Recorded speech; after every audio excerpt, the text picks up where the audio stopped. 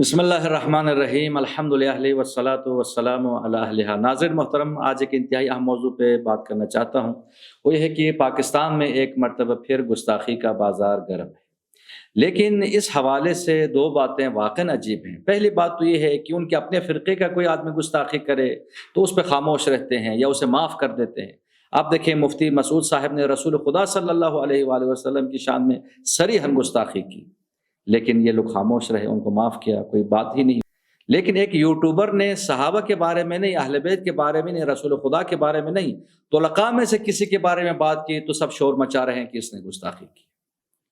اور دوسری بات یہ ہے کہ اگر کوئی رسول خدا کی شان میں گستاخی کرے تو اس پہ بھی زیادہ شور نہیں مچاتے، اہل بیت کی شان میں کوئی گستاخی کرے تو اس پہ زیادہ شور نہیں مچاتے، لیکن اگر کوئی صحابہ کے بارے میں اور خصوصاً طلقاء کے بارے میں اگر کوئی بات کرے تو کہتے ہیں کہ گستاخی کی، شور مچاتے ہیں کہ اس کو سزا دیں، اس کو پھانسی دیں۔ تو یہ بھی عجیب معیار ہے۔ آپ دیکھیں کہ حال ہی میں سعد رضوی صاحب نے کہا کہ یزید کو ملعون کہنا درست نہیں ہے، اس پہ خاموش رہنا چاہیے، اس لیے کہ امام ابو حنیفہ کا نظریہ یہی ہے۔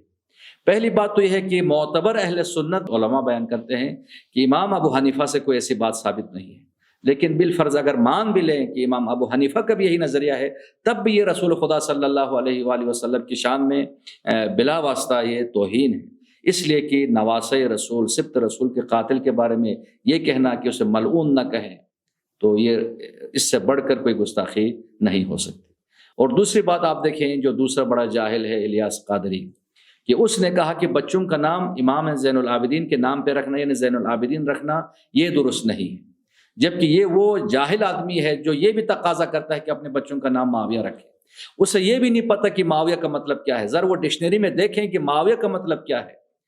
زین العابدین کتنا پیارا اور خوبصورت نام ہے، اسلامی روایات میں تاکید کی گئی ہے کہ والدین اپنے بچوں کے اچھے نام رکھیں، تو یہ جاہل کہتا ہے کہ زین العابدین نہ رکھیں اور معاویہ رکھیں۔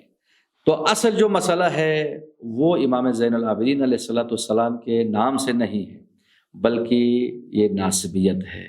تو واقعاً اس وقت پاکستان میں آپ دیکھیں اہل سنت میں ناسبیت گھس چکی ہے اور تشیع میں نصیریت گھس چکی ہے، تو لہٰذا ناسبیت بھی اسلام کا دشمن ہے اور نصیریت بھی اسلام کا دشمن ہے۔ خداوند عالم اسلام کو ناسبیت اور نصیریت کے فتنے سے محفوظ رکھے۔